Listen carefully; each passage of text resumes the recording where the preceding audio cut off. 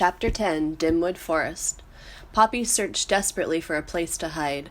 Glitter Creek ran behind. Before her, Dimwood Forest. There was little choice. She plunged among the shadowy tree trunks and began running wildly, her only desire to put as much distance between herself and Mr. Osox's tree as possible. It did not take long before an exhausted Poppy had to stop. Her sides ached. She was hot and cold all at once. Her heart felt as though it would break out through her ribs. Gasping for breath, she crept beneath a leaf, then peered about to see where she had come.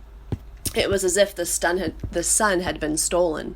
Only thin ribbons of light seeped down through the green and milky air syrupy with the scent of pine, huckleberry, and juniper.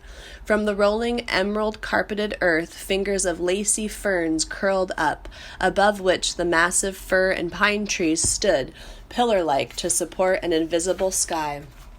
Hovering over everything was a silence as deep as the trees were tall. Poppy gazed at it in awe. She was not sure what she'd thought Dimwood Forest would be like. She only knew that she'd never imagined it so vast, so dense, so dark. The sight made her feel immensely isolated and small. Feeling small made her a part of all she saw. Being a part of it made her feel immense. It was so terribly confusing. The silence was broken by the sound of sharp tapping. Poppy ducked, but nothing happened. From another direction came a yelp, a screech. Poppy shivered. Closer still was the smothered scurry of something slithery and unseen. A tree groaned, a branch snapped. There was the passing scamper of little feet. Poppy's heart raced just as fast. She could only guess what animals were making such sounds.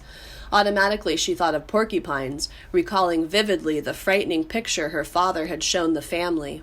Had not Mr. Osox given a special warning about a particularly bloodthirsty porcupine he'd recently seen in the forest? He had. Poppy grew even more tense. She had to find a place to regain her composure. Anxiously, she gazed about for a safe place to rest. What she found was a massive boulder, its top half matted with dark moss, its lower part embedded in earth. Beneath it was hollow. Poppy bounded over to the rock. Close up, the hollow proved to be more like a cave, utterly dark at the deep end. What was there? She edged forward, sniffing the air. She froze. A distinct animal smell alarmed all her senses. Unable to identify what it might be, she listened intently, ears flickering this way and that. Seeing and hearing nothing, she crept slowly forward until she was completely inside the cave. Was anything there? Only when she was quite certain nothing was there did she begin to clean herself. Mr. Osox, from a hiding place on the far side of Dimwood Forest, watched the barn at Newhouse intently. His nervous talons clenched and unclenched the branch upon which he was perched.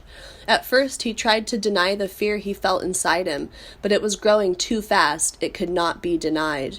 Then he, Osox, the great horned owl, should feel fear made him livid. It was for others to be fearful, not him. "It's unfair," he hissed, "unnatural." Suddenly, hearing his own outburst, he looked about in alarm, anxious that some other creature might see and hear him. No matter what, his fearfulness must never be known. He spread his wings and glided silently away from Newhouse. In a temper, he recalled the mouse he had seen in Glitter Creek. Perhaps the body had been tossed up on the bank. He was upset enough to eat anything, even if it was already dead. When he reached the creek, he began to fly upstream, moving low over the water. Poppy paused in her fur cleaning now and again to gaze out at the forest. It should not have been called Dimwood, she told herself, but Darkwood. She kept asking herself how she had ever thought she'd find her way through such a fearsome place. The likelihood of her survival was growing slimmer moment by moment, and though at the moment she felt relatively safe, she worried that she had not gotten far enough away from Mr. Osox's watching tree. But which way should she go? She had no idea where she was. She was lost, and she knew it. She recalled the vows she'd made on Bannock Hill never to leave home again. She considered going back. She wanted to. But then she thought about what would happen if she did return with nothing to report to Lungwort about Mr. Ossox. Life would be miserable. Poppy sighed. It was so hard to be courageous, so hard to be a coward. Going forward or back seemed equally awful, so much easier to do nothing. But if she did nothing, she would surely perish. What was she to do? Trying to stay calm, she reminded herself that by pressing on, she at least had a chance to make a difference for her family. Now, if only she knew which direction would lead her to Newhouse. Mr. Ossox concluded that the mouse he had seen in the water was gone, washed away. At least there was no evidence of its existence, dead or alive. In any case, he was still so upset by what he had seen at Newhouse that he found it hard to concentrate on searching. His head ached. All he could think about was getting some sleep. He would go home. He flew deep into Dimwood Forest, moving in a northerly direction. Poppy peered nervously out from beneath the boulder. If this is midday, she said to herself, I'd hate to be in the forest at night. She considered staying and sleeping for a while, but the distinct smell of the other animal made her too nervous. It certainly seemed not to be about, but what if it came back while she slept? Too risky. If she wanted to sleep, and she did, she'd have to find a better place.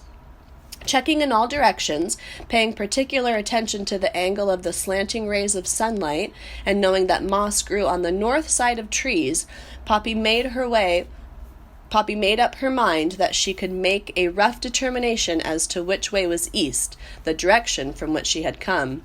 As she recalled the lay of the land, Newhouse was to the north. She would go north then, hoping for the best.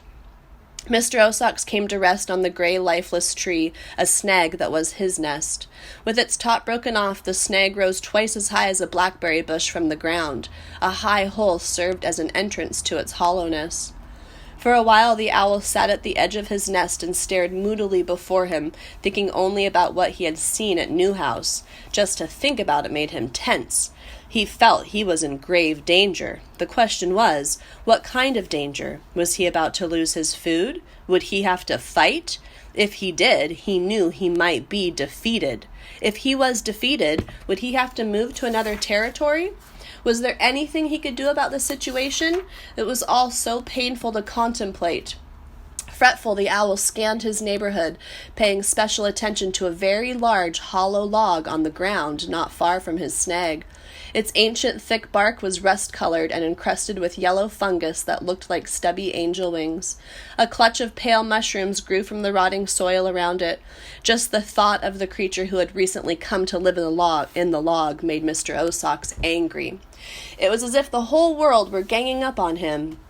Too tired to think about it now, Mr. Ossox dropped down into his nest. Feeling safe there, he did not take long to fall into a restless sleep.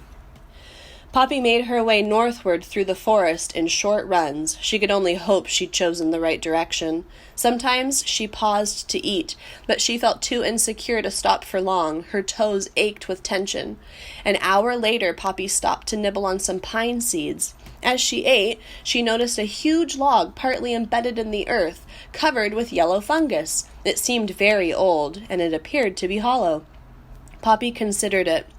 If the log was unoccupied, it might be the perfect place for her to rest with safety. Then she noticed the remains of a large gray tree. Its top was gone, and it had a hole in its side. It might be safer than the log. But after studying it, Poppy decided the hole was too high for her to climb. The log would be better. Wary, she crept forward. The closer she came to the log, the stronger grew a scent unfamiliar to her. She sensed trouble. She was still sniffing when she heard the sound of a twig snapping behind her. She spun about and gasped.